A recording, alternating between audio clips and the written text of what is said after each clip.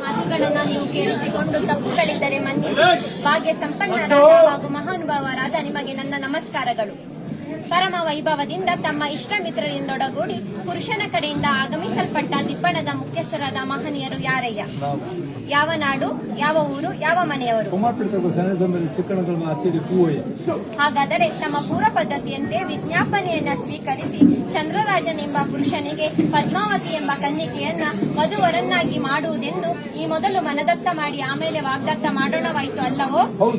ವಾಗ್ದಾನದ ಮೇರೆಗೆ ನಾವು ಉಭಯ ಸಮಸ್ತರು ಕೂಡಿ ಆಕಾಶದಷ್ಟು ದೊಡ್ಡ ಚಪ್ಪರವನ್ನ ಹಾಕಿ ಭೂಮಿಯಷ್ಟು ದೊಡ್ಡ ಹಸೆಯನ್ನ ಬರೆದು ರತ್ನ ಖಚಿತವಾದ ಮಂಟಪದಡಿಯಲ್ಲಿ ಸಮಸ್ತ ಬಂಧು ಬಾಂಧವರ ಸಮಕ್ಷಮದಲ್ಲಿ ಅಗ್ನಿಸಾಕ್ಷಿಯಾಗಿ ನಮ್ಮ ಕನ್ಯಾರತ್ನವನ್ನ ದಾರಿ ಎರೆದು ಕೊಟ್ಟಿದ್ದೇವೆ ಅಷ್ಟೇ.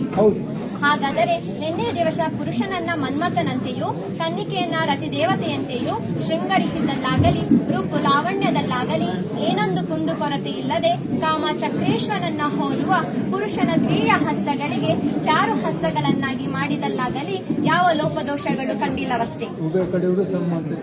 ಹಾಗಾದರೆ ನಮ್ಮ ಮುದ್ದು ಬಾಲಕಿಯನ್ನ ನಿಮ್ಮ ಸ್ವಾಧೀನಕ್ಕೆ ಒಪ್ಪಿಸಿಕೊಡುತ್ತೇವೆ. ಹಾಗೆ ಒಪ್ಪಿಸಿಕೊಡುವಾಗ ಬಾಲಕಿಗೆ 12-24 ವರಗಳನ್ನ, ಉಡಲು ವಸ್ತ್ರವನ್ನ, ತೊಡಲು ಚಿನ್ನಾಭರಣಗಳನ್ನ, ಊಟ ಮಾಡಲು ಬೆಳ್ಳಿ ಬಟ್ಟಲನ್ನ, ಕರೆದುಣ್ಣಲು ಗೋವಿನ ಹಿಂಡನ್ನ ಬಳುವಳಿಯಾಗಿ ಕೊಟ್ಟಿರುತ್ತೇವೆ.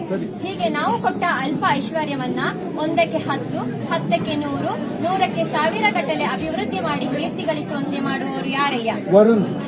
ನಮ್ಮ ಬಾಲಕಿಗೆ ಕಡೆಬಾಯಿ ಹಲ್ಲು ಬರಲಿಲ್ಲ, ನೆತ್ತಿ ಎಣ್ಣೆ ಆರಲಿಲ್ಲ, ಅಂಗೈಗೆರೆ ಮಾಜಲಿಲ್ಲ, ಹೆತ್ತ ತಂದೆ ತಾಯಿಯರ ನೆನಪು ಮರೆಯಲಿಲ್ಲ, ಅಂಗಳದಲ್ಲಿ ಆಡಿ ಹಾಲನ್ನವನ್ನ ಉಂಡು ಮೆಟ್ಟಿಲಲ್ಲಿ ಓಡಿ ತೊಟ್ಟಿಲಲ್ಲಿ ಮಲಗಬೇಕೆಂದು ಇಚ್ಛಿಸುವ ಬಾಲಕಿಗೆ ತಕ್ಕ ಬುದ್ಧಿವಾದವನ್ನ ಬೋಧಿಸುವಂತ ಬೋಧಕರು ಯಾರಯ್ಯ?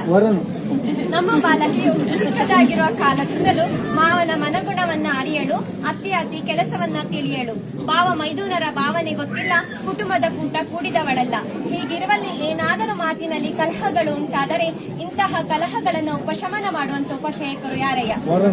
ಹಾಗಾದರೆ ದಿಬ್ಬಣದ ಮಹಾಶಯರೇ, ನಾವು ಹೇಳಿದ ಮಾತಿಗೆ ಎರಡೆನ್ನದೆ ನಾವು ಕೊಡೋ ಕನ್ಯಾರತ್ನವನ್ನ ಭಕ್ತವಸ್ತನನ್ನು ಭಕ್ತರನ್ನ ಪ್ರೀತಿಸುವಂತೆಯೂ ನರಹರಿ ಕೂರ್ಮೇಶ್ವರನ್ನ ಕಾಯುವಂತೆಯೂ ಪ್ರೀತಿಸುವರಾಗಿ ನಂಬುತ್ತೇವೆ.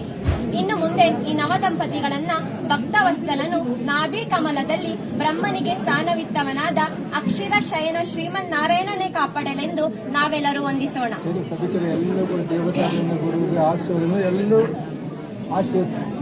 ಹತ್ತು ಕುಟುಂಬ 18 ಗೋತ್ರ ದೇವಸದೆ ಸಂಸಾರ ಸಂಗಡ ಕೇಳಿ ಮಧುಮಕ್ಕಳನ್ನ ದಿಬ್ಬಣದ ಮುಖ್ಯಸ್ಥರಿಗೆ ವಹಿಸಿಕೊಡುವಂತೆ